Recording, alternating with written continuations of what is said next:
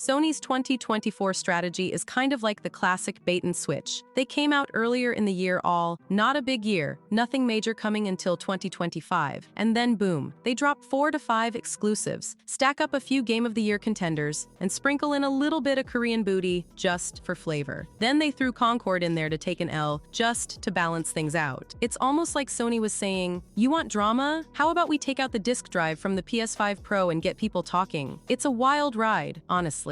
And just to keep things spicy, why not secure a marketing deal with GTA 6 while they're at it? Back in February, Sony accidentally sent everyone into a frenzy when they said during an earnings call that there wouldn't be any sequels or big updates for their major franchises on the PS5 until March 2025. People freaked out, thinking this was going to be a dry spell for PlayStation. Turns out it's been far from that. Sure, it's been a quieter year for PS studios themselves, but the game's lineup has been anything but light. Right now, Astro Bot, Final Fantasy VII Rebirth, and Metaphor. ReFantazio are serious Game of the Year frontrunners, and guess what? They're all on PS5. And if that wasn't enough, Silent Hill 2, Helldivers 2, and Black Myth Wukong are console exclusives too. It seems like people on social media think a game only counts if it's made by a first-party Sony studio, but Sony's been killing it by partnering with other developers to keep the games coming. Take Stellar Blade, for instance. Sony teamed up with Korean developer Shift Up, and what did we get? A visually stunning, action-packed game that could very well end up with a shiny end-of-year award. Then there's Rise of the Ronin, a collaboration with Team Ninja. While critics didn't exactly fall in love with it, it still has a following. Of course, not everything Sony touched this year turned to gold. Case in point, Concord. They misread the market so badly that it got shut down 2 weeks after launch. But despite all the noise about Sony's live service strategy stumbling, they dropped Helldivers 2, which became the fastest-selling PS Studios game ever. It even beat out Marvel's Spider-Man 2 and God of War Ragnarok, and that's no small feat, especially considering Helldivers launched on both PS5 and PC. So yeah, while some might say it's been a light year for PS5, the truth is it's been quietly massive. Sony's just been keeping their big guns hidden for 2025 with games like Ghost of GOTY and Death Stranding 2 on the beach, waiting in the wings. And let's not forget about Marvel's Wolverine, which is bound to be another heavy hitter. Concord, yes, we get it. It was a flop, a $400 million faceplant that nobody saw coming. We've all booted into oblivion at this point. And yes, some people are up in arms about the PS5 Pro having no disk drive, screaming, "Boo! Sony, what are you doing?" And don't even get us started on PS Plus. It's the villain in this story, apparently. But let's be real for a second, and while we're laughing at the whole no disk drive drama, Sony's out here getting exclusive deals with GTA 6, lining up more blockbusters for the future. Even in their worst years, PlayStation is setting the bar for quality, and that's why, despite the noise, they remain the best place to play. 2020 was an absolute banner year for PlayStation when it came to exclusive releases, delivering more Game of the Year GOTY awards than any other publisher or console platform. The crown jewel of the year was undeniably The Last of Us Part 2, which racked up an astonishing 141 GOTY awards alone, becoming a critical and fan favorite juggernaut. But the success didn't stop there. Sony also had major titles like Ghost of Tsushima with 21 wins, and Final Fantasy VII Remake 13 wins, alongside the standout spin-off Spider-Man, Miles Morales. Even Persona 5 Royale made its mark with a few wins. In total, Sony's exclusives picked up a whopping 177 GOTY awards across the PS4 and PS5 platforms. Microsoft's headline title, Halo Infinite, was delayed after a disappointing reveal, leaving the door wide open for PlayStation to capitalize on its high-profile releases. Meanwhile, Nintendo, although steady, also didn't come close to the impact of Sony's lineup. One of the reasons for PlayStation's overwhelming success in 2020 was not just the volume of its exclusive games, but their sheer quality. The Last of Us Part 2 was hailed for its groundbreaking narrative and technical achievements, while Ghost of Tsushima wowed with its stunning visuals and fresh take on the open-world genre. PlayStation managed to offer a launch lineup for the PS5 that gave players a taste of the next generation right out of the gate, with titles like Spider-Man Miles Morales and Astro's Playroom, providing a strong start to the new console cycle. Even Godfall, though not as highly regarded, added more depth to Sony's lineup. The year 2020 showcased Sony's mastery of exclusive games that set the standard for the industry and proved why PlayStation continues to lead the way when it comes to blockbuster, single-player, story-driven experiences. Even as Microsoft sought to close the gap by acquiring Bethesda and preparing for future exclusives, the momentum clearly favored Sony that year. If 2020 was any indication, Sony's strategy of focusing on high high-quality exclusives was a winning formula, and fans can expect the company to continue this trend in the years to come. 21, a year of diversity and innovation. PS5 Game of the Year, Ratchet & Clank, Rift Apart. PS4 Game of the Year, Resident Evil Village. Independent Game of the Year, Kena Bridge of Spirits. 2021 was a highly competitive year for PlayStation, with standout releases such as Ratchet & Clank Rift Apart, showcasing the capabilities of the PS5's hardware. Its seamless transitions between dimensions and vibrant graphics pushed the boundaries of what the PS5 could do. On the PS4 side, Resident Evil Village became a fan favorite, delivering a horror experience that resonated deeply with gamers still using Sony's last-gen system. Indie darling Kena Bridge of Spirits also captured hearts with its charm, creative gameplay, and emotional depth, proving that PlayStation's support for indie developers was still strong. Notable mentions included Final Fantasy VII Remake Intergrade and Ghost of Tsushima Director's Cut, showing that even remasters and expansions could compete for attention in such a jam-packed year. PlayStation titles like Resident Evil Village made their mark, but It Takes Two stole the show with its unique co-op experience and innovative gameplay, which won the top prize. 2022, the Year of Giants. PS5 Game of the Year, Elden Ring. PS4 Game of the Year, Horizon Forbidden West. Best Story, God of War, Ragnarok. 2022 was marked by two titans, Elden Ring and God of War, Ragnarok. Elden Ring was a groundbreaking title that pushed the envelope in the open-world RPG genre. Its sprawling world, deep lore, and unforgiving gameplay dominated the awards circuit. It not only took home Game of the Year, but also redefined the landscape of the action RPG genre. Horizon Forbidden West also stood tall, offering a richly detailed world filled with new machines, captivating storylines, and incredible graphics for PS4 and PS5 players alike. Meanwhile, God of War Ragnarok delivered a deeply emotional narrative that earned it the Best Story award, proving once again that PlayStation excels in blending gameplay with cinematic storytelling. Game of the Year winner, Elden Ring. With its expansive open world and revolutionary design, Elden Ring claimed the top prize. However, PlayStation exclusives like God of War Ragnarok and Horizon Forbidden West were still in the spotlight. 2023, the year of PlayStation Marvels. Spider-Man 2. 2023 saw the release of Marvel's Spider-Man 2, which instantly became a frontrunner for Game of the Year, thanks to its incredible narrative and the exhilarating dual protagonist mechanics featuring Peter Parker and Miles Morales. It also earned the award for Best Story, with its emotionally charged plot and compelling character arcs. Hogwarts Legacy, while not a PlayStation exclusive, was crowned PS4's Game of the Year due to its expansive and magical open-world experience. While PlayStation's Marvel's Spider-Man 2 was a critical darling, it faced stiff competition from Baldur's Gate 3, which took home the GOTY award. Other nominees like Alan Wake 2 and Resident Evil 4 Remake kept the year competitive, but the narrative and gameplay innovations in Baldur's Gate 3 dominated multiple categories. Game of the Year winner, Baldur's Gate 3. Marvel's Spider-Man 2 and Alan Wake 2 gave tough competition, but Baldur's Gate 3 emerged victorious with its deep narrative and open-ended gameplay systems.